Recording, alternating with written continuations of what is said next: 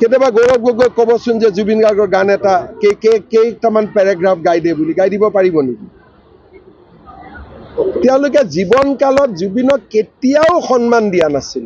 Charge sheet দিয়াৰ পিছতেই তাত চৰকাৰী আপোনালোকে একশ্যন দেখা পাব। 10 তাৰিখে চাৰ্জশ্বিট দিব, 8তে দিয়াৰ প্ৰচেষ্টা, 8 ডিচেম্বৰ। 8 ডিচেম্বৰতে দিয়াৰ প্ৰচেষ্টা। কিবা কাৰণত 10 তাৰিখ গ'ল, তেতিয়ালৈকে মই সমাধিত চকু দিয়া নাই। 10 তাৰিখৰ পিছত বাউণ্ডাৰী ৱাল কংগ্ৰেছে এটা নিৰৰ্থক প্ৰচেষ্টা কৰি আছে। কাৰণ Zubeen Garg, Congress, BJP, CPM, CPI সকলোৰে কোনো এটা দলৰটো নহয়। তেওঁলোকে জুবিনক কংগ্ৰেছীকৰণ কৰাৰ প্ৰচেষ্টাটো সেইটো কোনো মানুহে ভাল নাপায়। কাৰণ তেওঁলোকৰ এই প্ৰচেষ্টাৰ কাৰণে 2টা ভোট কমিব, 2টা ভোট নাবাঢ়ে। কেতিয়াবা গৌৰৱ গগৈ ক'বচোন যে জুবিন গাৰ্গৰ গান এটা কেইটামান পেৰাগ্ৰাফ গাই দিয়ে বুলি গাই দিব পাৰিব নেকি? তেওঁলোকে জীৱনকালত জুবিনক কেতিয়াও সন্মান দিয়া নাছিল। অখিল গগৈ মানুহটো অলপমান হুচ নাথাকা মানুহ। আজি কংগ্ৰেছৰ মিটিঙত যাব, কালি কেজৰিৱালৰ তাত যাব, পৰহি শাৰদ পাৱাৰ তাত যাব। ইমান টুলুঙা ব্যক্তি ৰাজনীতিত থাকিব নালাগে, অত্যন্ত টুলুঙা।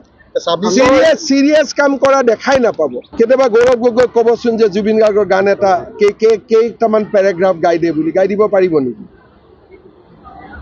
তেওঁলোকে জীৱনকালত জুবিনক কেতিয়াও সন্মান দিয়া নাছিল। চাৰ্জশ্বিট দিয়াৰ পিছতেই তাত চৰকাৰী আপোনালোকে একশ্যন দেখা পাব। 10 তাৰিখে চাৰ্জশ্বিট দিব, 8তে দিয়াৰ প্ৰচেষ্টা, 8 ডিচেম্বৰ।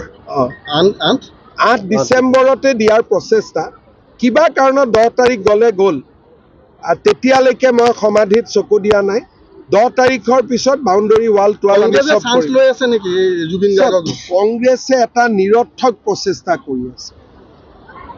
কাৰণ Zubeen Garg, Congress, BJP, CPM, CPI সকলোৰে কোনো এটা দলৰটো নহয়। তেওঁলোকে জুবিনক কংগ্ৰেছীকৰণ কৰাৰ প্ৰচেষ্টাটো সেইটো কোনো মানুহে ভাল নাপায়। কাৰণ তেওঁলোকৰ এই প্ৰচেষ্টাৰ কাৰণে 2টা ভোট কমিব, 2টা ভোট নাবাঢ়ে।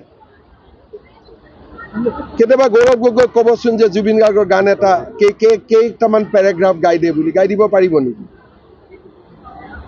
তেওঁলোকে জীৱনকালত জুবিনক কেতিয়াও সন্মান দিয়া নাছিল।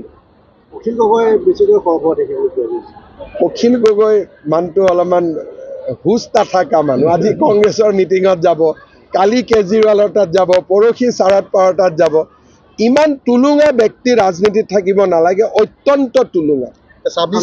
চিৰিয়াছ কাম কৰা দেখাই নাপাব।